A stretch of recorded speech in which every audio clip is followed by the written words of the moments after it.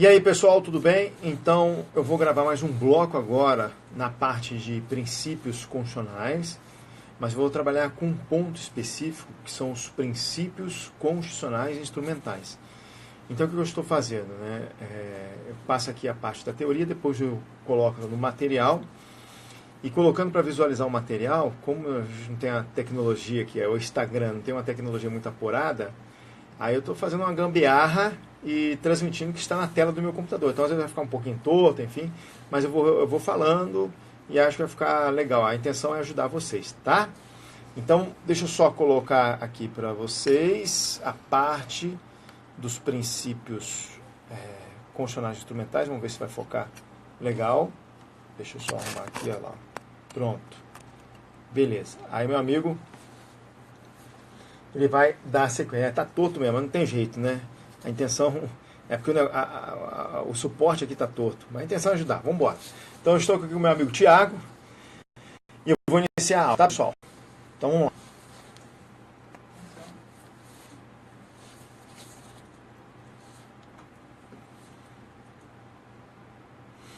Vamos então, pessoal, dar sequência à nossa aula de princípios constitucionais. Nesse bloco, conforme prometido, nós vamos trabalhar com os princípios constitucionais instrumentais. Esses princípios constitucionais instrumentais são princípios que decorrem de técnica de hermenêutica constitucional, perfeito? Então nós vamos estudar ali uma perninha da hermenêutica constitucional, não a hermenêutica constitucional como um todo. Então eu vou pedir para você me acompanhar aqui na tela, eu vou falando, vai aparecendo ali o que eu estou explicando para vocês e logo em seguida nós vamos fazer exercícios, tá bom? Então na tela, por gentileza, princípios constitucionais instrumentais. Então, analisar os princípios constitucionais instrumentais, você tem que ser princípios de interpretação, conforme eu comentei com todos vocês. E esses princípios constitucionais que são instrumentais vão ser subdivididos primeiro em princípio da unidade da Constituição Federal, como você visualiza aí na tela. Então você tem ali o princípio da unidade da Constituição Federal. Aí depois eu vou explicar um por um, cada um. Vou explicar o princípio da unidade constitucional, vou explicar o princípio da proporcionalidade, da razoabilidade, e assim vai. Então tá lá, princípio do efeito integrador. Temos também o princípio da máxima efetividade. Temos o princípio da justeza. Então vou colocar aqui para vocês. Temos o princípio da harmonização. Tem também o princípio da força normativa da nossa Constituição. Tem o princípio da interpretação conforme a Constituição. Ok? Então são esses princípios que eu irei estudar com vocês, tá bom? Tá, isso aqui só para você ter uma noção, né, geral dos princípios que serão estudados. O que eu vou fazer agora com vocês? Vamos trabalhar um pouco com o princípio da unidade da Constituição Federal. O princípio da unidade da Constituição, ou unidade constitucional, é aquele princípio que tem aí a capacidade de afastar qualquer esfera de tensão abstrata entre normas constitucionais. Então, pode vir aqui comigo, por gentileza. O princípio da unidade da Constituição Federal diz o seguinte, olha só. A ideia é que a Constituição Federal ela seja um conjunto de normas constitucionais em plena harmonia e também não existindo ali hierarquia entre elas. As pessoas costumam pensar de forma equivocada que a nossa Constituição, por ter cláusulas pétreas, as cláusulas pétreas exercem hierarquia em relação às outras normas constitucionais. Está errado.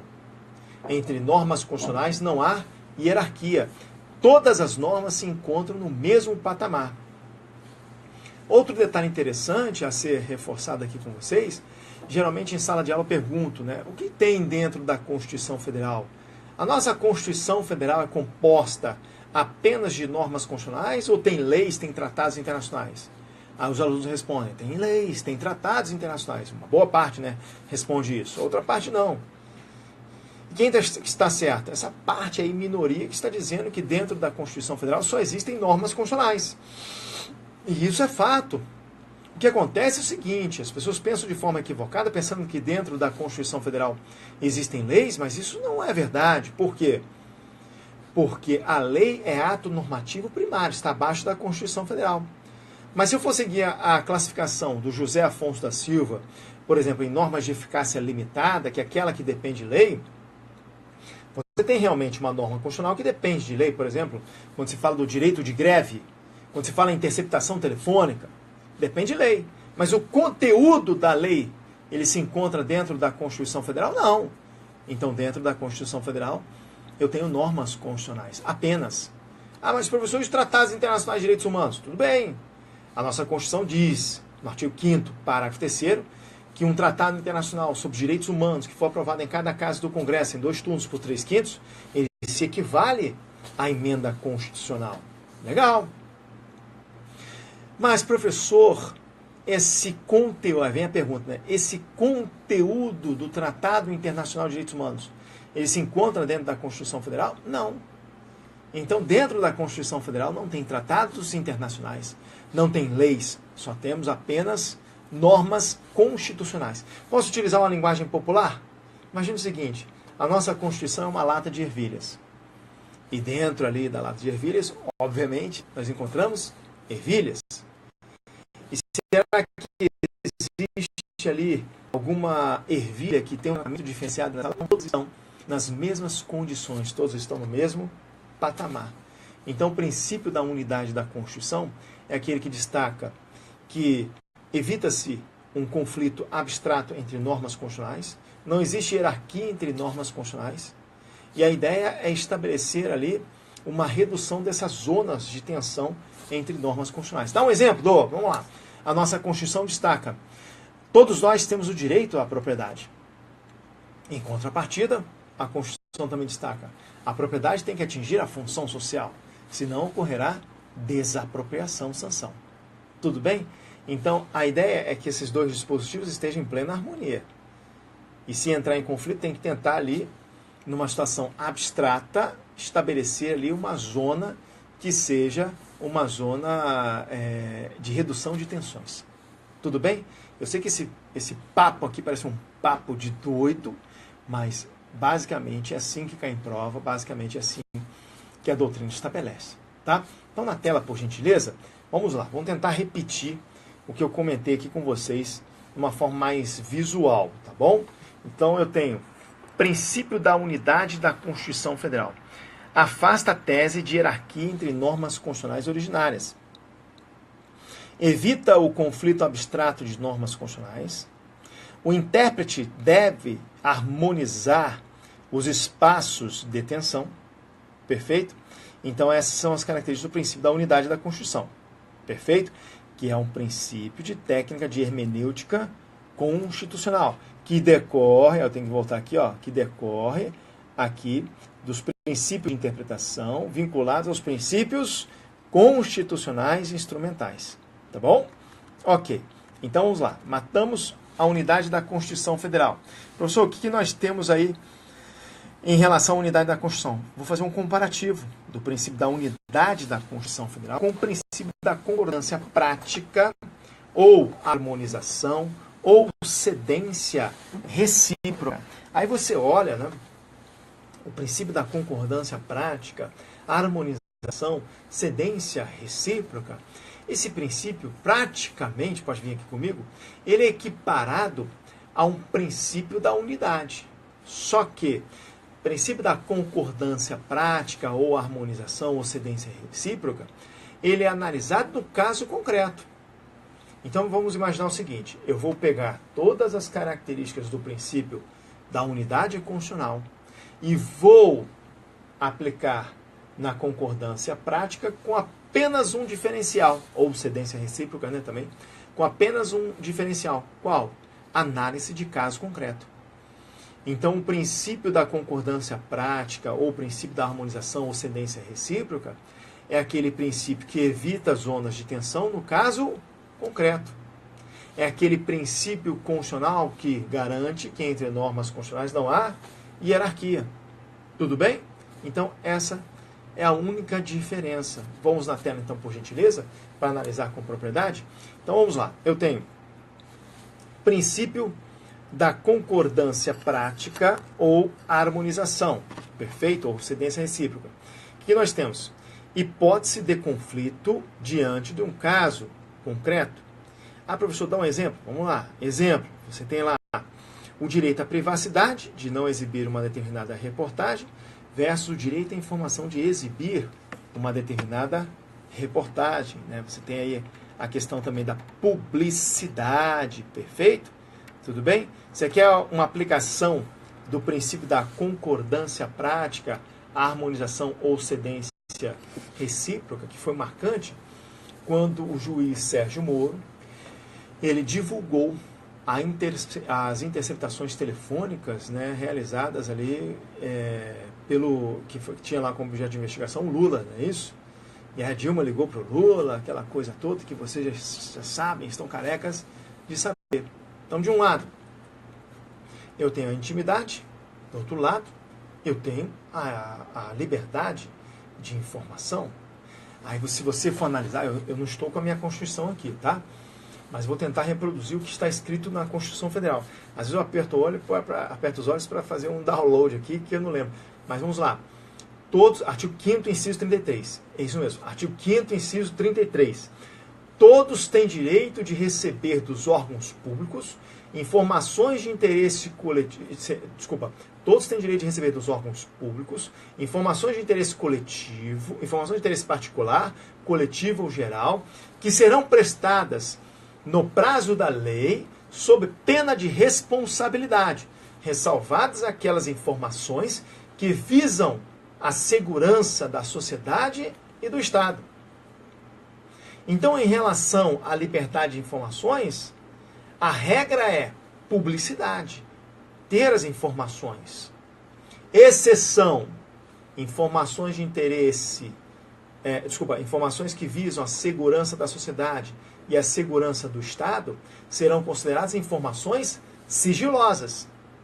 E aí vem aquela discussão, não quero entrar no mérito aqui, né, de uma discussão que seja do poder específico do poder judiciário. Vem aquela discussão, será que a divulgação dessas interceptações telefônicas são informações que visam a segurança da sociedade e do Estado? Porque se você entende que não, então cai na regra, garantia da publicidade das informações. Mas isso é tema polêmico, vários artigos, né, de doutrinadores escrevendo sobre o assunto, como por exemplo Lênio Streck, né, destacando aí, né, essa polêmica, enfim. Mas eu não vim aqui para polemizar, nem discutir política. O nosso foco aqui é concurso público, perfeito? Então o princípio da concordância prática ou harmonização tem a mesma característica do princípio da unidade, sendo analisado no caso concreto, tá bom? Então na tela, por gentileza, e o princípio da unidade, ele estabelece aquela característica, né, o princípio da unidade vai estabelecer ali o conflito abstrato de normas, ok? Por exemplo, o direito da propriedade versus função social da propriedade.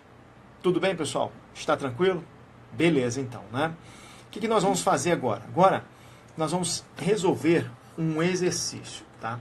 Um exercício de prova da magistratura, perfeito? Que diz o seguinte: de acordo com o princípio da unidade da Constituição, o conflito entre princípios resolve-se pelo método da ponderação. E aí? De acordo com o princípio da unidade da Constituição, o conflito entre princípios resolve-se pelo método da ponderação. Olha só, interessante porque quando você fala unidade da Constituição Federal, esse princípio da unidade, ele estabelece a redução de zonas de tensão. Ou seja, quando tem normas constitucionais que conflitam entre si, a ideia é harmonizar. Então, quando o dispositivo traz que o princípio da unidade da Constituição, quando tem zonas de conflito, resolve-se pela ponderação, método da ponderação, a ponderação dos interesses é uma consequência da harmonização. Tudo bem? Então, essa questãozinha aqui, pode jogar na tela, por gentileza, é uma questão que está correta. Vamos lá.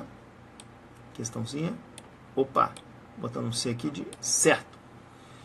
Vamos a uma outra questão? Vamos lá. Outra questão de outro concurso de trabalho. De acordo com o princípio da unidade da Constituição, perfeito, a interpretação constitucional deve ser realizada de maneira a evitar contradições entre suas normas. E aí? O que vocês acham? Quando você tem aqui, ó, de acordo com o princípio da unidade da Constituição, a interpretação constitucional deve ser realizada de maneira a evitar contradições em suas normas? Certo. Então vamos lá, questãozinha certa. Próxima questão, promotor de justiça. Tá lá, ó. O princípio, viu como é que cai bastante, né?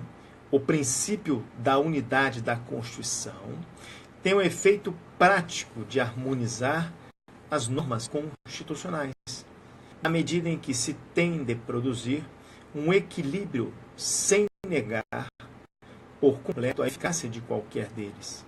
E aí? O princípio da unidade da Constituição tem o efeito de harmonizar normas constitucionais, na medida que se tem de produzir um equilíbrio sem negar por completo a eficácia de qualquer deles. Questãozinha certa. Vamos lá. Próxima questão, também de promotor de justiça. Vamos lá. O princípio da unidade constitucional preconiza a necessidade de se interpretar os dispositivos constitucionais não como normas hermeticamente estanques, mas como preceitos harmonicamente integrados em um sistema coeso de regras e princípios, segundo Canotilho, né? Então você tem aqui que a unidade constitucional, né, o princípio do sujeito de estudo, ele tem aí a necessidade de interpretar os dispositivos constitucionais não só como normas estanques, hermeticamente estanques, mas como os preceitos harmonicamente integrados em um sistema coeso de regras, norma-regra e norma-princípio. Isso é decorrência do neoconstitucionalismo. Então, essa questão, ela está correta. Tudo bem? Tranquilo? Então, nós analisamos aí várias questões em relação ao princípio da unidade. Você percebeu como ele é importante, né? O princípio da unidade constitucional, e sempre estudando esse princípio, comparando aqui com o princípio da concordância prática ou harmonização ou cedência recíproca. Outro princípio que decorre do princípio da unidade, olha lá, hein? Outro princípio que decorre do princípio da unidade é o princípio do efeito integrador. É o princípio que vai buscar, dentro da norma constitucional, a integração política e social. Ou seja, uma norma não é só uma letra morta, como diz Ferdinand de La Salle no seu sentido sociológico. A norma tem que cumprir a sua função social. Perfeito? Então, o princípio do efeito integrador, ele pode ser aplicado ali por meio do administrador, até pelo, abre aspas, aplicador do direito, que é um magistrado, por exemplo, buscando extrair daquela norma a integração política social que ela estabelece. Então, na tela, por gentileza, vamos lá.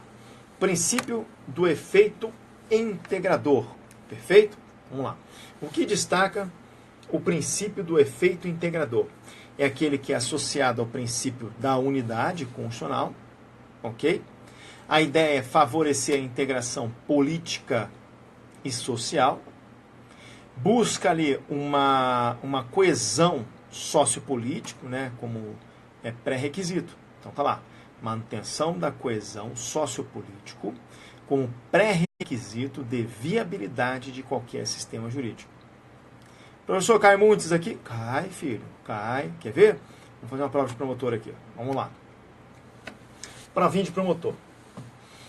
Em havendo situações de concorrência entre bens e valores constitucionalmente protegidos, deve o responsável pela sua aplicação perseguir solução que otimize a concretização de todos eles, mas que concomitantemente não determine a negação de nenhum, consoante estabelece o princípio da eficácia integradora.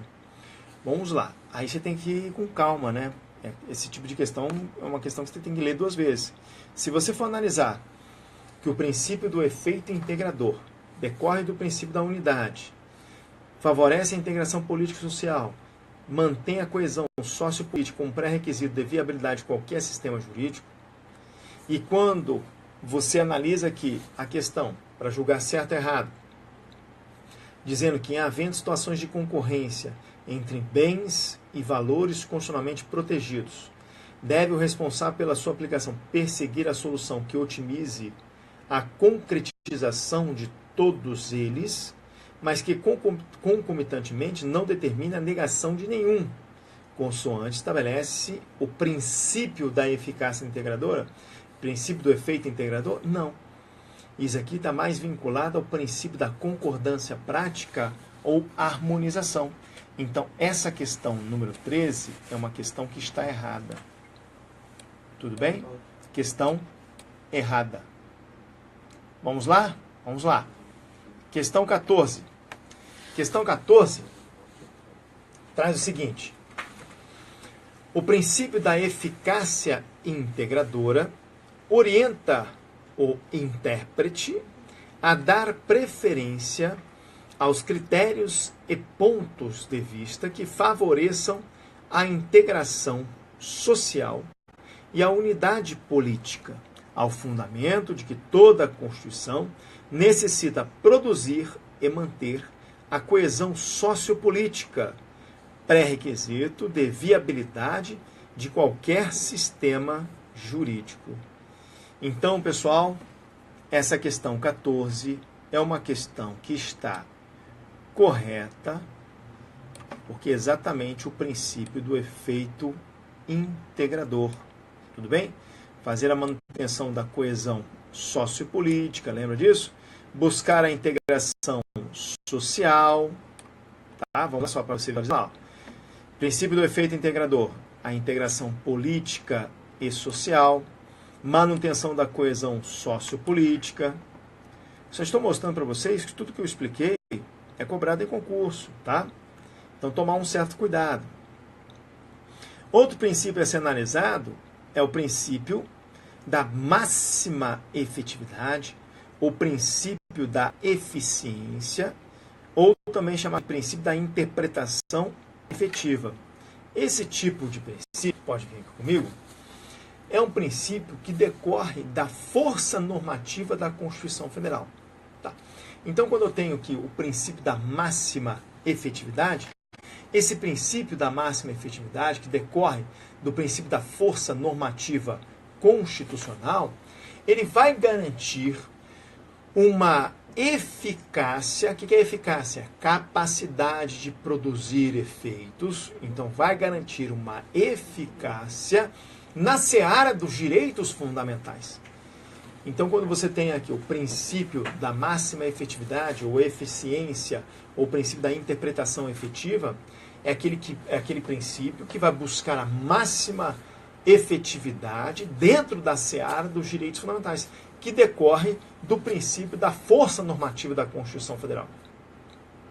O princípio da força normativa da Constituição Federal também vai garantir a máxima efetividade de diversos dispositivos constitucionais. E o princípio da máxima efetividade é o que vai garantir a efetividade de direitos fundamentais. Lembrando que os direitos fundamentais não são só aqueles que estão expressos na Constituição Federal, hein? Até o texto constitucional estabelece isso. Olha, vou reproduzir para você o artigo 5º, parágrafo 2º da nossa Constituição. O artigo 5º, parágrafo 2º diz o seguinte, dá uma conferida para mim, tá bom?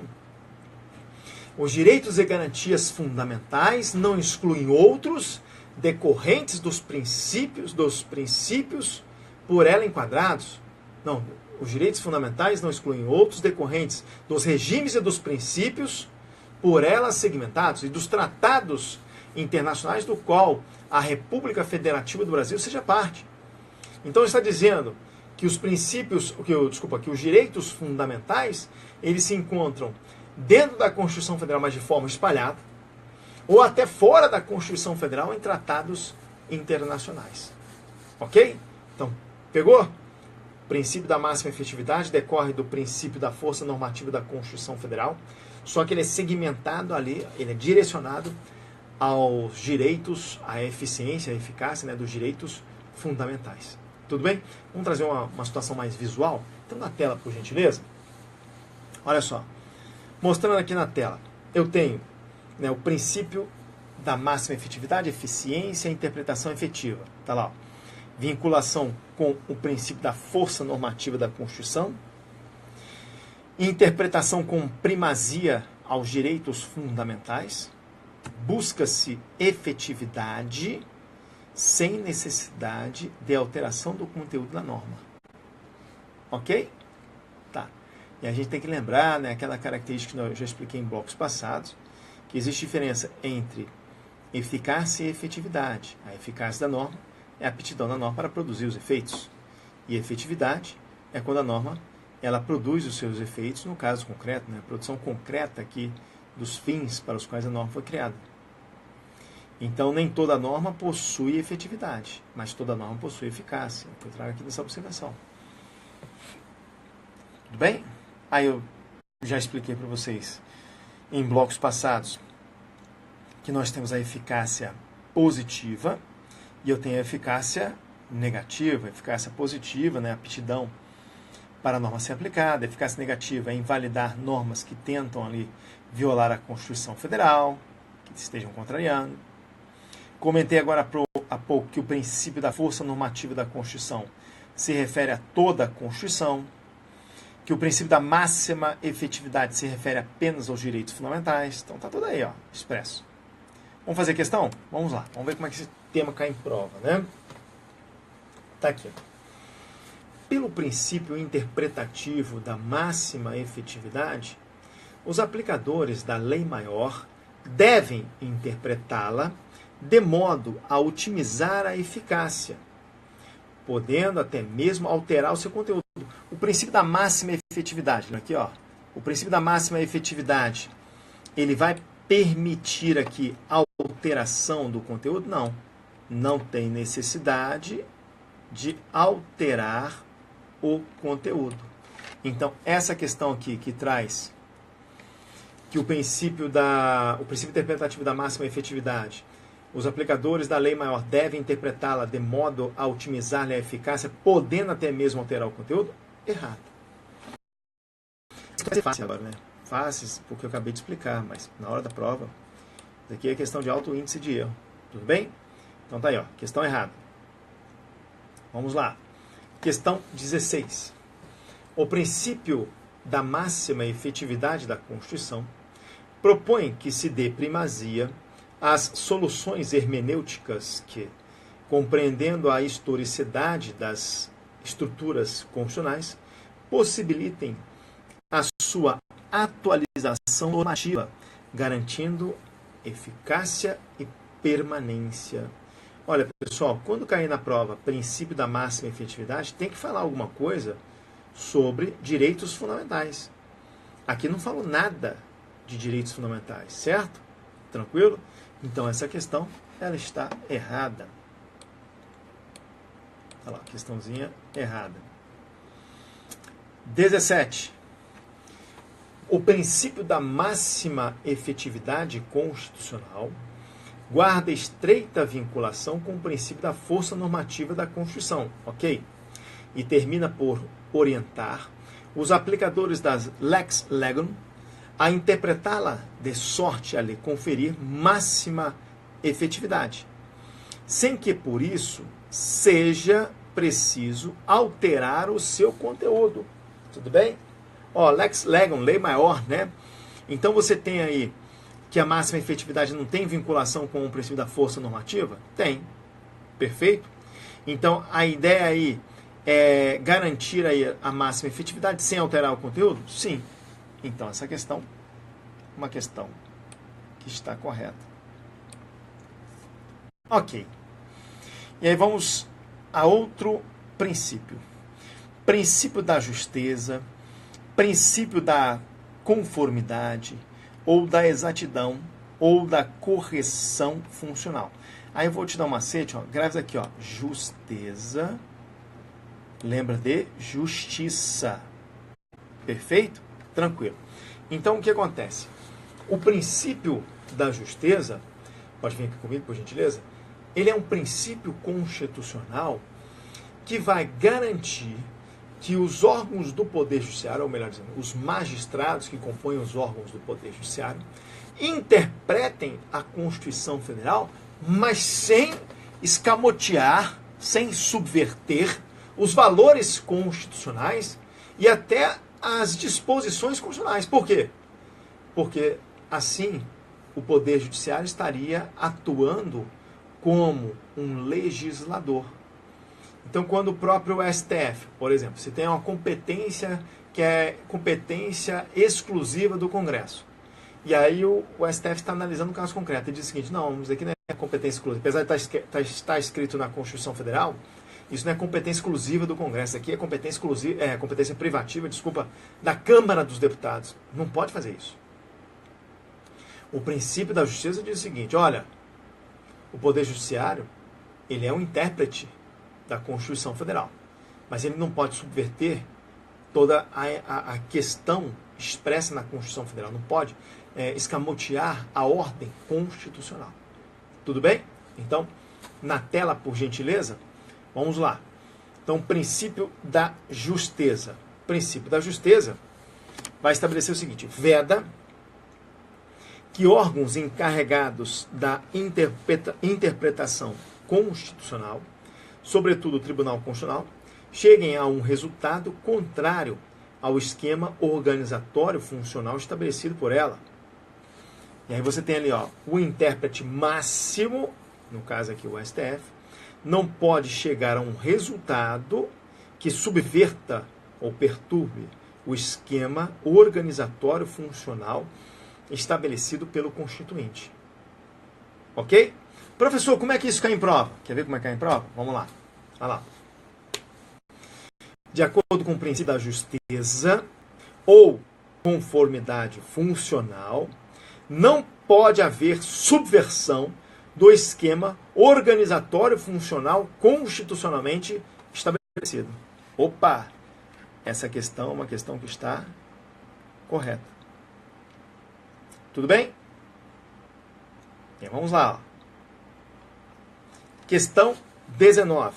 Questão 19 diz o seguinte: de acordo com o princípio da justeza, os órgãos encarregados da interpretação da norma constitucional não poderão chegar a uma posição que altere o esquema organizatório funcional constitucionalmente estabelecido pelo legislador constituinte ordinário.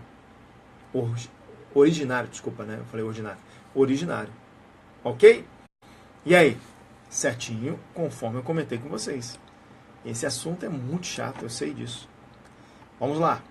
Próxima questão. O princípio da justeza ou conformidade funcional preceitua que o órgão encarregado da interpretação constitucional não pode chegar a um resultado que subverta ou perturbe o esquema de repartição de funções constitucionalmente estabelecido. Questãozinha correta. Tudo bem? Ok. E aí vamos lá. Ó, próximo princípio. Princípio da concordância prática ou harmonização, cedência recíproca. Eu praticamente já expliquei esse princípio porque eu fiz um comparativo com a unidade, com o princípio da unidade. Então a ideia é justamente só revisar. O princípio da concordância prática, ele é aplicado no caso concreto, ele vai evitar ali um sacrifício de um princípio em relação a outro, perfeito? Isso na análise de caso concreto, então tá lá, ó. Evita o sacrifício total de um princípio em relação a outro em choque, tudo bem? Você tem ali impor, a ideia do princípio da concordância prática é estabelecer limites recíprocos entre os princípios, tá lá, ó. Impor o estabelecimento de limites e condicionamentos recíprocos entre os princípios, e é sempre vinculado ao caso concreto. Trouxe para vocês, anteriormente, as diferenças, né, concordância prática e unidade, lembrando que a concordância prática é sempre no caso concreto. E aí trouxe o exemplo da reportagem, né, direito à privacidade, de não exibir reportagem, versus o direito à informação. O princípio da unidade é sempre analisado em caso concreto. Trouxe a função social da propriedade. E vamos lá, vamos fazer uma questão de prova. Questão de prova. Olha aí, cheio de questão de prova. O princípio da concordância prática consiste numa recomendação para que o aplicador das normas constitucionais, em se deparando com situações de concorrência entre os bens constitucionalmente protegidos, adote a solução que otimize a realização de todos eles, mas, ao mesmo tempo, não acarrete negação de nenhum. Então, a ideia da concordância prática é exatamente essa, né? Não pode acarretar negação de nenhum princípio, e a ideia é sempre estabelecer uma redução dos espaços de tensão. Então, o gabarito oficial dessa questão foi certo. Ok, vamos lá. Olha a questão imensa, né, de advogado. Assinale a alternativa correta que indica o princípio doutrinário pertinente à interpretação da norma constitucional ligado à noção de que, existindo um conflito entre duas normas constitucionais, fora da situação ligada à máxima efetividade dos direitos fundamentais, a aplicação das normas antagônicas deve ser resolvida pelo intérprete com a busca no interior do sistema por um ponto comum que possibilite a convivência dessas normas conflituosas, extraindo de cada uma delas uma função útil no interior do sistema, sem que a aplicação de uma implique a supressão da outra. Olha aí a dica, né? Essa parte final. Sem que a aplicação de uma implique a supressão de outra. Tudo direcionado aí ao princípio da concordância prática ou harmonização. Tudo bem? Tranquilo? Mas vamos lá. Também decorre do princípio da unidade, né? Depende, porque aqui pode estar vinculado à situação abstrata. Tem que ver as opções. Vamos lá. Primeira opção. Você tem princípio da supremacia da Constituição. Não, negativo. Segunda opção, princípio da unidade da Constituição. Ora, pode ser, mas aqui a situação vincula a análise de caso concreto. Não é isso? Então, vamos lá, vou pular aqui a letra B. Princípio da cedência recíproca. Olha a maldade, né? Princípio da cedência recíproca também é chamado de princípio da concordância prática ou harmonização. Então, tudo indica que a resposta é a letra C. Tudo indica não. A resposta é a letra C. Tá bom? Ok. Princípio da coloquialidade. Eu nunca ouvi falar nisso. Vamos lá. Vamos trabalhar com a força normativa de Conrad Hess. Princípio da força normativa da Constituição Federal, que é vinculado ao princípio da máxima efetividade, só que a força normativa é em toda a Constituição Federal. Então, como é que é esse dispositivo? A ideia da força normativa é garantir maior eficácia, estabelecendo mais efeitos à Constituição Federal. Então, vamos lá. Finalidade, mais efeitos. A força normativa garante a longevidade da Constituição Federal. Constituição Federal mais duradoura. Tudo bem? E tudo isso vai realçar a vontade do legislador constituinte, ou seja, essa vontade do legislador constituinte destaca que a nossa Constituição Federal, por mais maleável que seja, ela permite uma integração entre a sociedade e a Constituição. Então, para Conrad Hess, agora vamos só fazer um comparativo, mas eu vou trazer do Conrad Hess também, tá? Vamos comparar com Kelsen. Para Kelsen, não existe integração entre a Constituição e a sociedade, diferentemente de Conrad Hess. Para Kelsen, a Constituição é uma norma fechada, é uma norma que já está pronta, perfeito? Para Kelsen, a nossa Constituição só pode ser alterada por meio de emendas constitucionais. Para Conrad Hess, não. Então vamos lá. Aqui, ó. A Constituição é uma norma estática, só há uma alteração formal de emendas. E aí vamos na visão de Conrad Hess. Na visão de Conrad Hess, está vendo aqui, ó, deixei até aberto. que decorre da força normativa da Constituição, há uma integração entre a sociedade e a Constituição, ou seja, é um sistema, a Constituição acaba sendo um sistema aberto. Então a sociedade pode mudar a Constituição, assim como a Constituição pode também estabelecer diretrizes para a sociedade. Então você tem lá, a Constituição muda a sociedade, mas a mudança social também reflete na Constituição ou até muda a Constituição Federal. Tudo certo? Beleza. Então nessa visão, né, que nós temos que a Constituição é um sistema aberto, permitindo a interação da sociedade com a Constituição Federal, você tem aí uma análise um pouquinho mais direcionada ao neoconstitucionalismo. Então, quando você tem aí as questões do neoconstitucionalismo, que a Constituição ela se enquadra no epicentro axiológico do nosso ordenamento jurídico, o que isso quer dizer? Significa que a força normativa da Constituição Federal ela tem que preponderar, garantindo a máxima efetividade dos direitos fundamentais. Nós tivemos agora um novo Código de Processo Civil, não é isso? 2015. CPC 2015. E se vê lá no artigo 1º do CPC 2015, está dizendo que o CPC deve conformidade, esse novo CPC, deve conformidade com a Constituição Federal. E a nossa Constituição Federal, por ser um sistema aberto, estabelecendo a relação da sociedade com a Constituição Federal, permite que o Poder Judiciário ele seja mais proativo. Tudo bem? Então, na tela vamos só relembrar, né, a diferença entre força normativa, princípio da força normativa e máxima efetividade. A força normativa se refere a toda a Constituição Federal. A máxima efetividade direcionada aos direitos fundamentais. Então, qual a conclusão que se tira? Está lá, a definição praticamente é a mesma, só há um direcionamento mais amplo e outro mais restrito. Tudo bem? Ok. E aí avançamos um pouco, questão de prova, está lá, ó.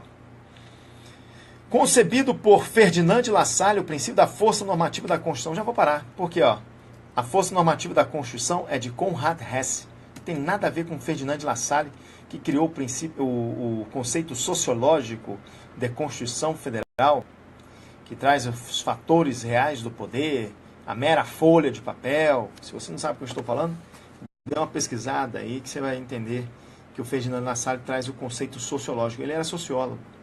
Tudo bem? Então essa questão está errada. Vamos lá, avançamos.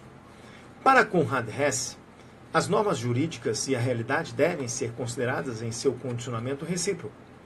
A norma constitucional não tem existência autônoma em face da realidade, e a Constituição não configura apenas uma expressão de um ser, mas também de um dever ser. Assim, para ser aplicável, a Constituição deve ser conexa à realidade jurídica, social, política. No entanto, ela não é apenas determinada pela realidade social, mas também determinante dessa realidade social. Então, citou aqui o Konrad Hesse. É correto afirmar que o texto acima aborda o princípio da... E aí, alguma dificuldade? Que princípio é esse? É o princípio da força normativa da Constituição. Citou Konrad Hesse, cantou a pedra, né? Como diz meu avô. Vamos lá, avançamos. O princípio da unidade normativa da Constituição afasta a hipótese de haver princípios que incidem concomitantemente em relação ao mesmo assunto. As áreas de conflito sempre irão acontecer. Tudo bem? Então, o princípio da unidade normativa da Constituição vai afastar a hipótese de haver princípios que incidem concomitantemente em relação ao mesmo assunto? Não, vai, na verdade, reduzir as zonas de tensão. Então, essa questão está errada. 26.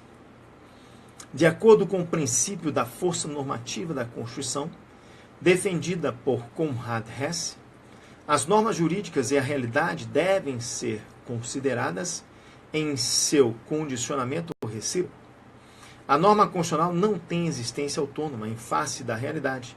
Para ser aplicável, a Constituição deve ser conexa à realidade jurídica, social e política, não sendo apenas determinada pela realidade social, mas determinante em relação a ela. Praticamente o texto do enunciado da questão de prova anterior. Então, praticamente, questão aí correta. Tudo bem? Ok. E aí vamos estabelecer um novo posicionamento tranquilo aí, ó. Interpretação conforme a Constituição. Acredito que todos vocês já ouviram falar nesse princípio, né? Interpretação conforme a Constituição Federal. O que é interpretação conforme? Quando eu tenho uma norma polissêmica ou plurissignificativa que estabelece ali várias interpretações, busca-se numa ação positiva a norma que mais se aproxima da Constituição Federal. Ou melhor dizendo, a interpretação que mais se aproxima da Constituição Federal. Então eu tenho uma norma que gera uma série de interpretações. Ok. E aí eu vou pensar aquela interpretação que tem estreita relação com a Constituição Federal. Então olha só que interessante, né? Quando você tem conflito de normas com a Constituição Federal, esse conflito da norma com a Constituição não é resolvido apenas com a declaração de inconstitucionalidade. Isso é muito drástico. Esse conflito pode ser solucionado por uma interpretação conforme a Constituição, que é uma técnica de hermenêutica. Ou seja, a norma ali está gerando várias interpretações, vamos buscar a interpretação que mais se aproxime da Constituição Federal. Essa é a interpretação conforme. Mas tem até a chamada declaração de inconstitucionalidade sem redução do texto. Já ouviu falar nisso? Que é quando eu tenho uma norma polissêmica, plurissignificativa, que traz várias interpretações inconstitucionais. E aí essa declaração de inconstitucionalidade sem redução do texto é retirar essas interpretações inconstitucionais.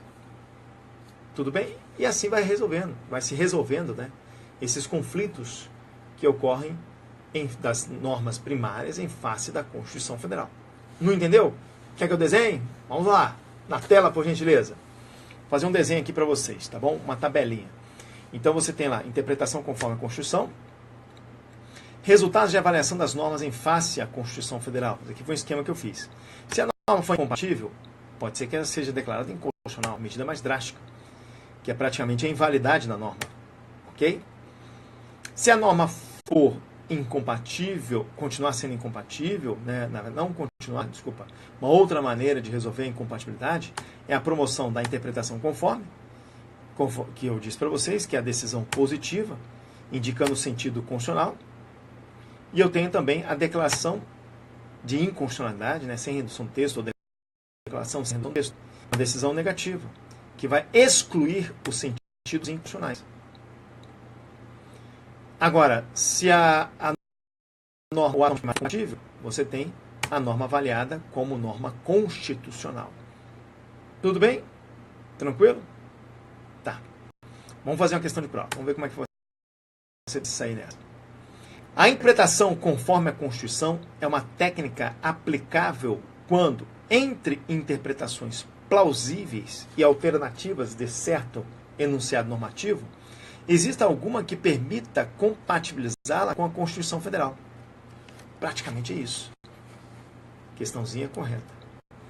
Quero deixar claro para vocês, então tá lá, gabarito correto. Quero deixar claro que alguns doutrinadores entendem que interpretação conforme é idêntico à declaração de inconstitucionalidade sem redução do texto.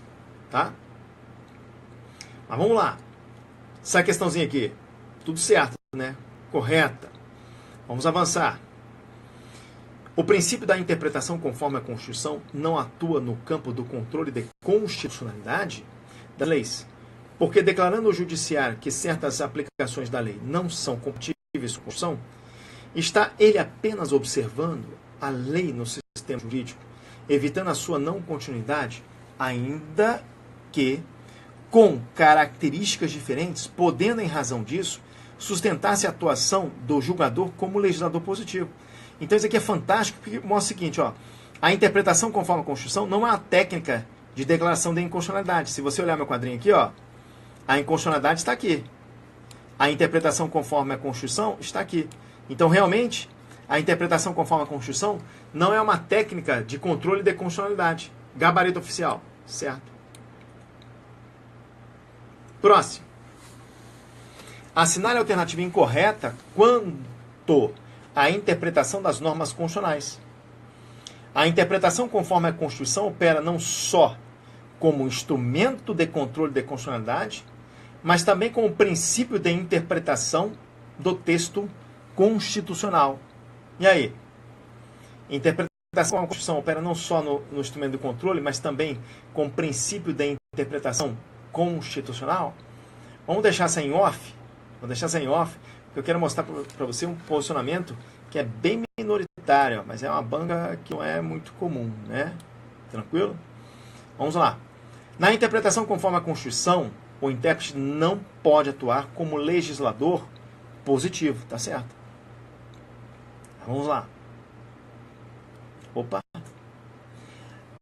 C. A interpretação conforme a Constituição, em decisão definitiva do STF, produz eficácia contra todos e efeito vinculante relativamente aos demais órgãos do Poder Judiciário e à administração pública, direta e indireta, nas esferas federal, estadual e municipal. E aí? A banca entendeu que essa alternativa está correta, a gente está procurando a incorreta, né? D. Da interpretação conforme a Constituição, o intérprete pode atuar sobre norma com sentido unívoco, com um só sentido? Não. A interpretação conforme a Constituição é sempre em normas constitucionais polissêmicas ou plurissignificativas. Eu não gostei muito dessa questão, está pedindo a incorreta, mas a mais errada para mim, obviamente, e para a banca, né, foi essa daqui. Ó. A D. Vamos lá. Próxima questão. No julgamento da ação direta de inconstitucionalidade, número 1194-DF, o Supremo Tribunal Federal examinou a constitucionalidade do artigo 21 caput da Lei 8.906 de 94, Estatuto da Ordem dos Advogados do Brasil, que estabelece, nas causas em que for parte o empregador ou pessoa por este representada, os honorários de sucumbência são devidos aos advogados e empregados. Ok? Decidiu o STF, nesse caso, que os honorários em regra pertencem aos advogados, por isso a constitucionalidade do dispositivo legal, o que não exclui, contudo, a possibilidade de estipulação, em contrário entre a empresa e o advogado, por se tratar de direito disponível. Eu acho que eu pulei alguma parte aqui, mas vamos de novo. Ó. Decidiu o STF, nesse caso, que os honorários em regra pertencem aos advogados, por isso a constitucionalidade do dispositivo legal, o que não exclui, contudo, a possibilidade de estipulação em contrário entre a empresa e o advogado empregado, por se tratar de direito disponível. Meu Deus do céu, que português esquisito, né? Mas tudo bem, vamos lá. Na hipótese, o STF fez jus ao instrumento da hermenêutica constitucional, princípio da força normativa da Constituição. Tudo indica que a norma é polissêmica ou plurissignificativa, certo? Certo. E aí, alguns sentidos são sentidos inconstitucionais. Então, não foi o princípio da força normativa da Constituição Federal. Foi o princípio da interpretação conforme a Constituição, sem redução do texto. Alternativa B de bola. Ok? Tudo bem? Perfeito? Então tá. E aí vamos aqui ao princípio da proporcionalidade, razoabilidade. Deixa eu só analisar aqui mais ou menos, porque o nosso tempo está se esgotando. Não, acho que não vai dar. Não, até dá. Acho que dá sim. Vamos lá. Vamos tentar aqui rapidinho, que eu já fecho com ele. Tá? Quando eu tenho o princípio da proporcionalidade e razoabilidade, esse princípio tem uma visão tradicional e tem uma nova vertente. A visão tradicional de um princípio da proporcionalidade e da razoabilidade é proibir o excesso do Estado. Então tá lá, proibição do excesso. Mas uma nova vertente desse princípio da proporcionalidade, uma segunda corrente, você tem a proibição de uma proteção deficiente pelo Estado. Então você tem lá proibição da proteção deficiente / insuficiente. Então o princípio da proporcionalidade na nova vertente estabelece que o Estado está proibido de estabelecer uma proteção insuficiente ou deficiente. Ah, mas esse princípio tem um vínculo com o direito alemão e tem um vínculo com o direito americano. O princípio da proporcionalidade no direito alemão é um princípio vinculado ao Estado de Direito, ao Estado de legalidade. Só que na parte de direito americano é mais do que um estado de legalidade, é um sistema de direitos fundamentais. E é lá no direito americano que o princípio da proporcionalidade é chamado de princípio da razoabilidade, ok? Tá aí, ó. O princípio da proporcionalidade, como princípio de interpretação de normas, ele é chamado de razoabilidade. Doutrina também americana. Como técnica de solução de conflitos, ele é chamado de ponderação dos interesses. Então tem que tomar um cuidado com isso aí. Tudo bem? Ou seja, a ideia é proibir o excesso, estabelecer bom senso e assim vai. Tá lá, ó. Ok? Perfeito. Avançando, o princípio da proporcionalidade na visão do STF, ele vai decorrer do princípio do devido processo legal, no seu aspecto substancial. E aí você tem a proporcionalidade e a razoabilidade. Depois eu vou explicar isso para vocês. Tá? Então tá lá, o devido processo legal em sua dimensão substancial.